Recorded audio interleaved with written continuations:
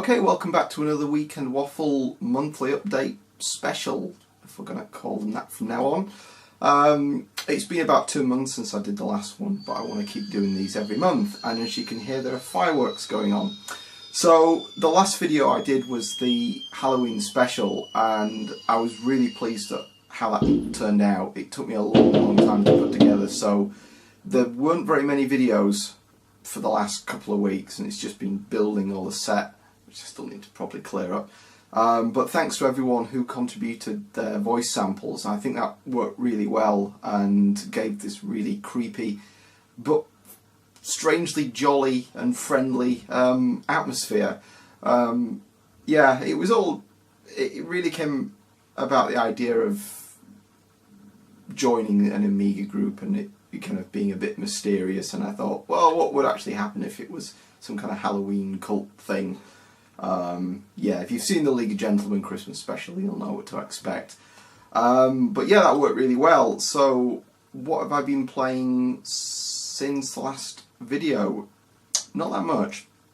I think the last one was Syndicate and Aliens Colonial Marines, which I quite liked. It's kind of like a burger. It's not great, but it's kind of enjoyable, and it's not that long. That's like saying it's a really bad cheap game. It was a cheap game, but it wasn't really bad. And I bought the add-on pack, which was quite fun, but really short. Waffling. So this is the game I've been playing, which is Alien Isolation on the PS3. I really enjoyed this game. And this was going to be a deal breaker for me for which console to get for the next generation. Well, that's kind of cheating because I bought a Wii U about a year ago nearly, and yeah, I was not terribly impressed by what I'd seen so far. This was going to be, when this came out on the next generation consoles, this was going to be the decider on which one to get out of the PS4 or the Xbox One, and I've looked at all three, and this looks really good even on the PS3, so at the moment I can't really justify spending the money on the new console because I've got too many games to play on the PS3, so maybe it'll be another year, maybe the prices come down, maybe there'll be more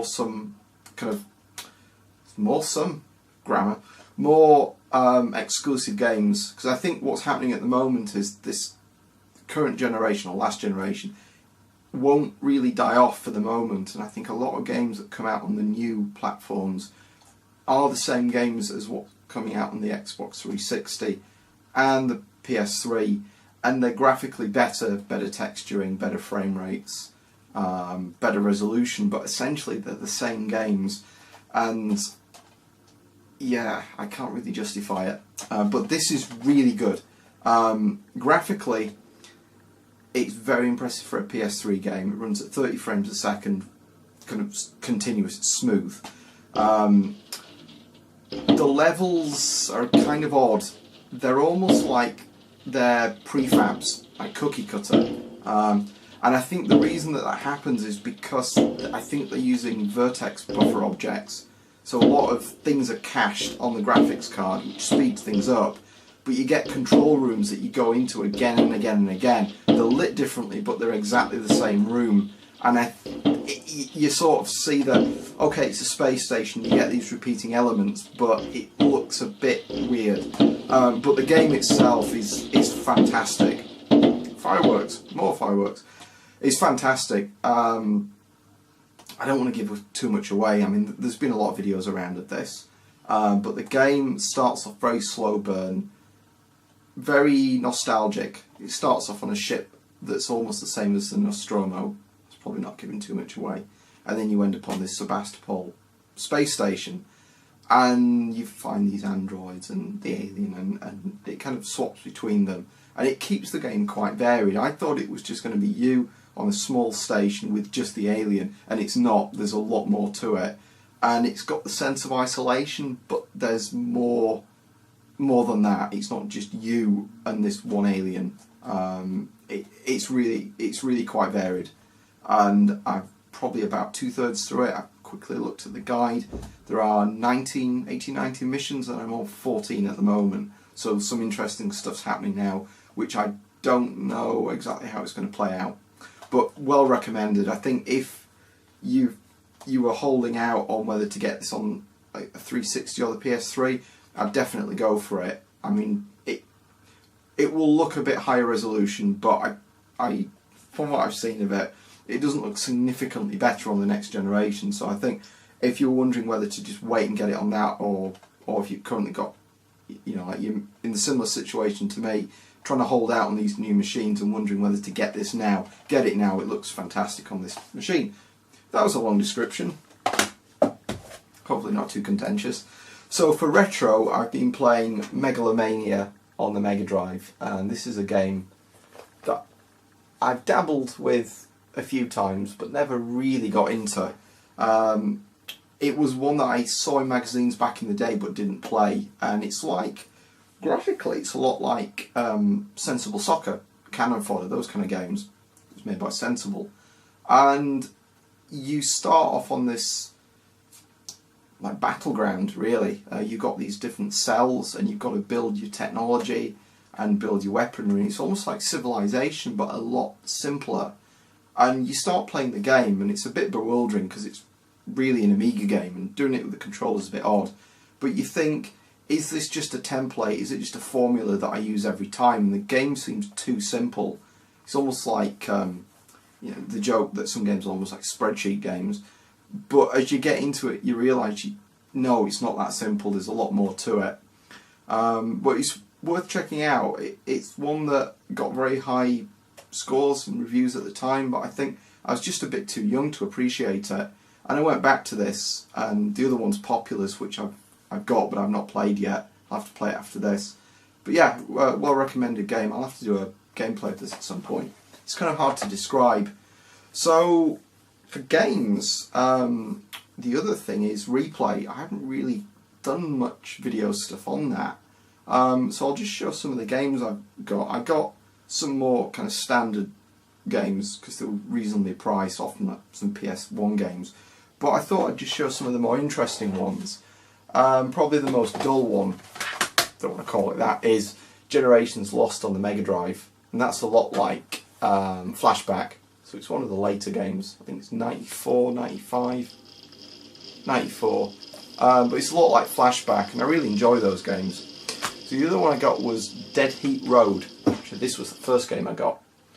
And this is the PlayStation version of Shitoko Battle. I think it's either a version of 97 or it's either the year before or the year after. This series tends to alternate between different consoles like the PS1 and the Saturn, but it's a really good game. So on the theme of imports, I got this. I saw this on the first day and didn't buy it and really kicked myself because it was a tenner and I thought, do I really want to spend 10 quid on this? And I thought, yeah, I really should, because I've got one of these already. It's a black one, it's gold something something. I think it's a Chinese model. And I got it from a car boot, and the switch you can see inside on the other one is all a bit rusty. I think it's been kept outside, and I thought this might break at some point, so I thought at least I've got this as a backup. And you've got this parallel port, so you can kind of launch save games and kind of load them on and things like that. Yeah, so the other one was this, which is PGA Tour 97, which was £2. The reason I got this was, this is not like the Mega Drive game. The Mega Drive version of 96, they tried to make it a lot more 3D. It looks different than the first three games in the European Tour. But this one is more like those original games, but it's got the SA1 accelerator. So with I don't know if this shows up, but with a SNES cart, if you've got additional chips like Super Effects, you've got these additional bits at the side. And what this has got is another version of the SNES CPU, which is, I think, slightly overclocked or clocked a bit higher. I haven't played this, so from what I've seen of it, it looks like the Mega Drive game, but I'm interested to see what they did. So they had this extra CPU, but they didn't make the game like the Mega Drive version, which is really slow to load the scenery. So maybe it was still too slow. But I'm just curious to see what they did with that extra chip, the SA1. So that was used in a few games like Kirby. And that was an ice cream van coming round at 8:30 at night. Yeah, I don't think many people will be buying ice cream. Or maybe people that are launching fireworks might. Maybe. Yeah.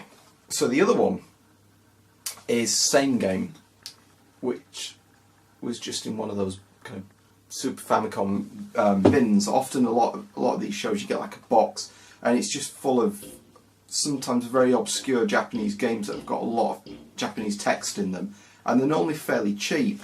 But this one I got for this, because this game, I don't know if it shows up there, is a Satellaview game.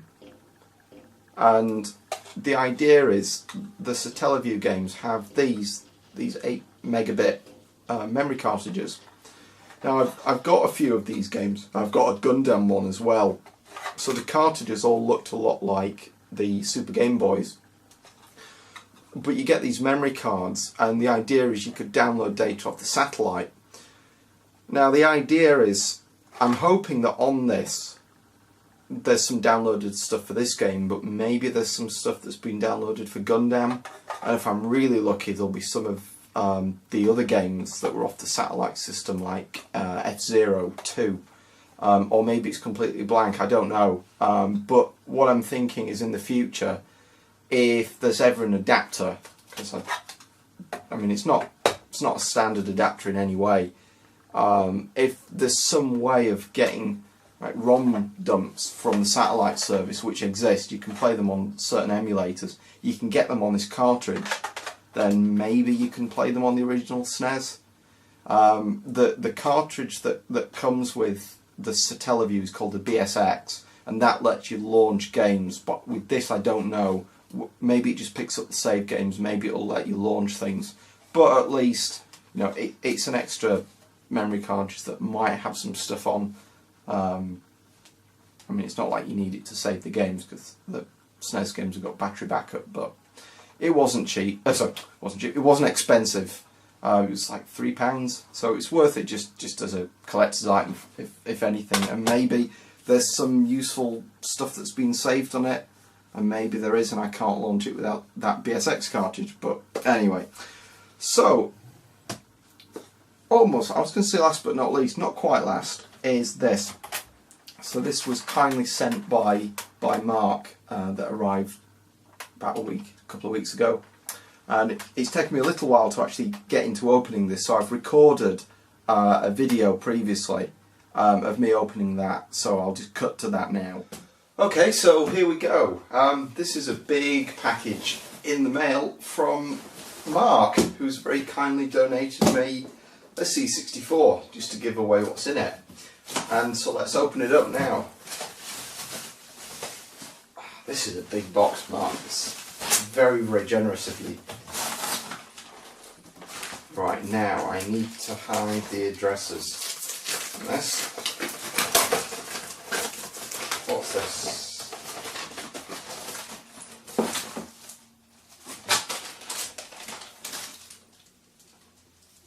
That looks like the data set. Adapter. Oh, cool.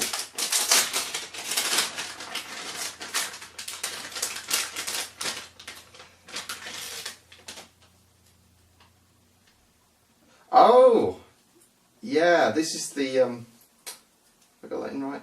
The SD adapter to, it looks like, is it a C64 disk drive? It's kind of interesting. You get the contacts there, but it looks like you can plug something in there, so I don't know if you can daisy chain it. I'll have to look into that a bit more.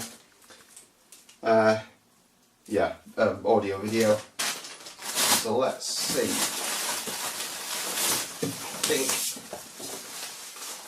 this is very well packed.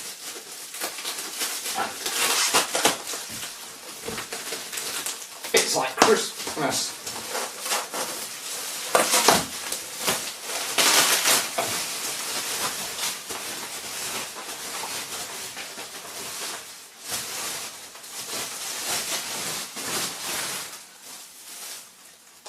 Okay, this is it. C64, and it's the model that looks a little bit more like the Amiga rather than the. Did they call it the bread bin? The first one, whereas this is the later design. Wow.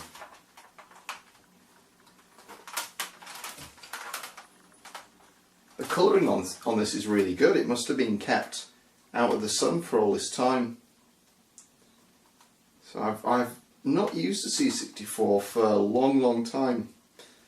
So I'm not sure what all the ports are. So I'm assuming the expansion port, that literally just plugs in there.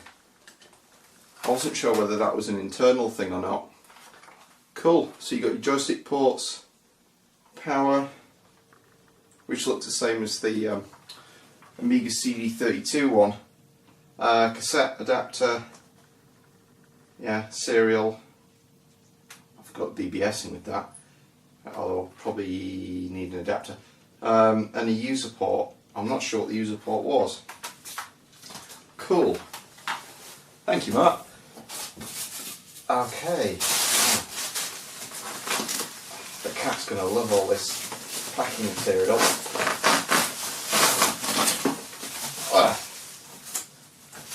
I think I know what this is.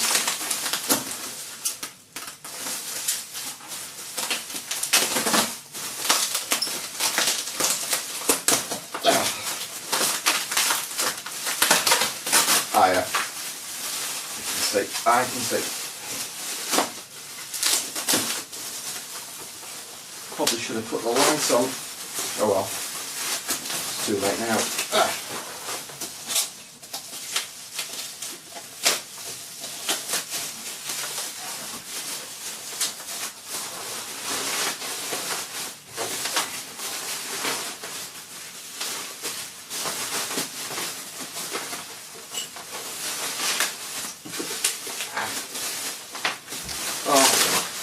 Pop this up.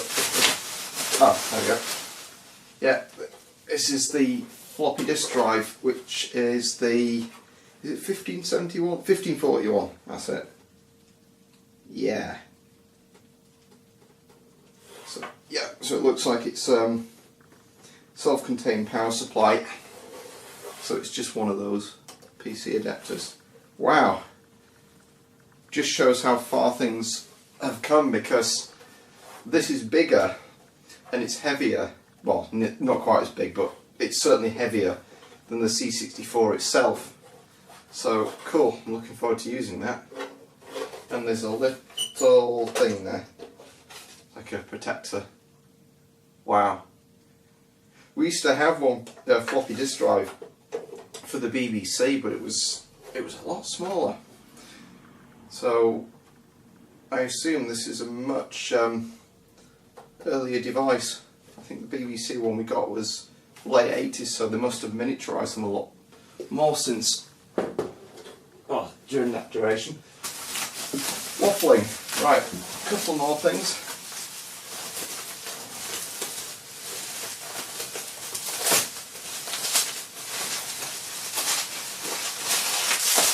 It's like being a kid again. Well, I was going to say, this would have been December, I would have opened it up in front of the Christmas tree, but yeah, putting a Christmas tree in November is probably not a good idea.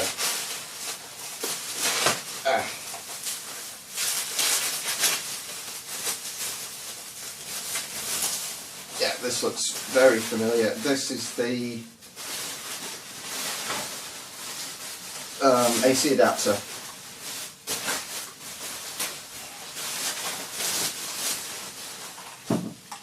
Yeah, AC adapter, and that adapter looks exactly the same as the CD32.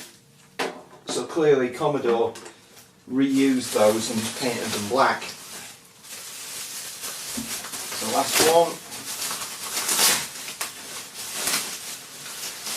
is, yeah, a lot lighter as well.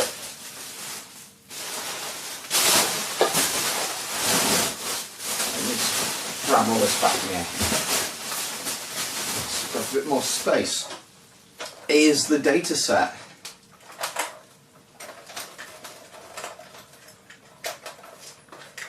There we go. Is the data set. Oh, a little bit closer. Let the camera focus.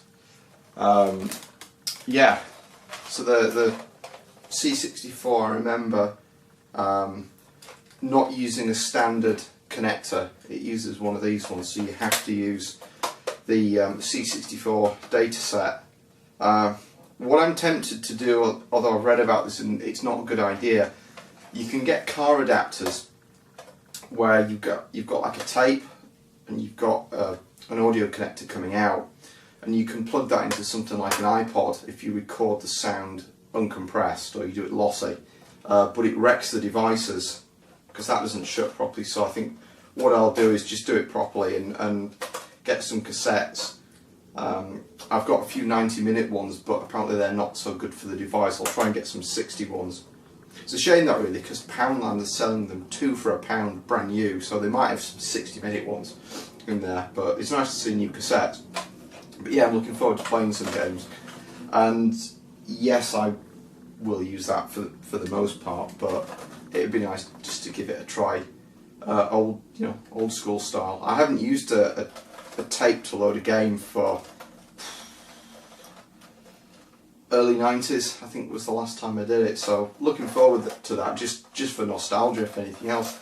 So it looks like it doesn't need a power supply, plugs straight into the device, so that's cool. So I can use my CD32 power supply with the disk drive, use that power supply with that plugs in, and it looks like it's complete. So I can either use that big Alien 3 joystick, or I suspect a Mega Drive controller will fit in there. It's just one of the buttons, isn't it? Cool. Yeah, thanks Mark. I'm looking forward to playing this. I really don't know what to say. It's ever so, what's the word, generous of you to send this, because this would have taken you a while to pack and send off, and yeah, I mean it didn't take long to arrive. It was probably about 3 days from the Netherlands to the UK, which isn't bad at all. So yeah, looking forward to playing this. Right, so I've been enjoying this quite a lot over the last few days, and I've got the MMC adapter that's got some games on it, kind of tape images and disc images, D64 images, and you just take that, put it in the back, and put your SD card in, and you get a little menu, and you can launch your games off it, which is a lot of fun. And what you can do is take games from this, and I think you can then, if you've got blank discs, create new discs, or take the image from here and then put them onto the disc, so you can create new diskettes and things like that, which I'm looking forward to doing. Maybe you can create tapes, I don't know. I'd like to just do that for nostalgia, to get some games on tape, and I was going to do it through an audio device and an old Walkman, but if you can do it off this, maybe that's easier. So the Dreamcast development, which is really the last thing on this. I haven't done a lot recently. I showed a video probably about 2 months ago, maybe slightly less, and that had a rewritten renderer that was a lot faster, because the engine has to run at 60 frames a second or more, because it has to clock everything twice, so you get 30 frames a second, or the Dreamcast panics and it flickers and does weird things. But I showed a demo of that running in replay, and that seems to run quite well. The problem I had was because I was wasting a lot of polygons and CPU cycles drawing this map in a very high resolution. I'm trying to work out what things do you need to draw and what things can you cut down. So I could have just had it like Wolfenstein with these big blocks, but I don't want to do that. I want to have in a block more detail, and have like small like stairs and things like that that are actual objects, not just, you know, a big kind of block. That probably doesn't make much sense, but if you see the video it'll make sense. But what I had to do with the lighting, when I had it on a very crude level, it didn't look right because you have to light like sub-block tiles rather than the whole block. And yeah, so what I did was to try and find a way of working out which blocks are lit by the tiles and then render those at a higher quality. That seems to work well.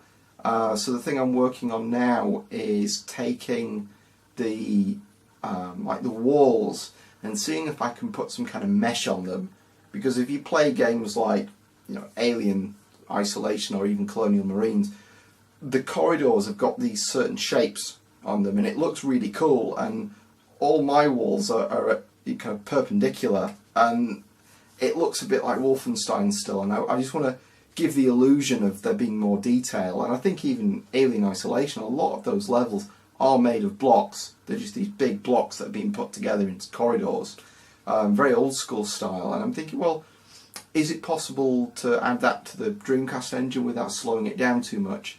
So maybe have like a 4x4 mesh on each wall, which is 16 tiles, which is not that much, and as long as you keep your level of detail sensible, so you're not rendering detail too far away, it should run okay on the Dreamcast, and it seems to be.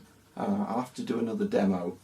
I didn't really see much point in doing one with the higher quality lighting. It was a bit, it wouldn't really show up very well on the video, so I thought I'll wait until I've done a bit more, and yeah, probably another few weeks and I'll put another video up. So I think that's it. I wrote out a little list of everything I was going to talk about, and I think that's been it for this month. So games wise, not sure what I'm going to play. It's been a case of playing these two. I think that I'll probably finish in a week, and this, no idea. I think there's about 20 like epochs on it, kind of like, not levels, but you get like an epoch. It's like a stage. It calls it epoch. And you get 3 to 4 different islands, and you've got to play through them. So I'm on level 3 now, and that's going to take me a while, so I think I'll be playing this for maybe another month. But after that, I'm not really sure. I'll probably have to think of something and just grab a game off the shelf and play that, which is what I normally do. So for new games, there isn't that much on the horizon. Really, I was looking forward to Alien Isolation. I tend not to buy a lot of games new, but this was one I really wanted. So yeah, not got a clue. Not that I ever have. Yeah, waffling. I think I'll leave it there. Thanks for watching.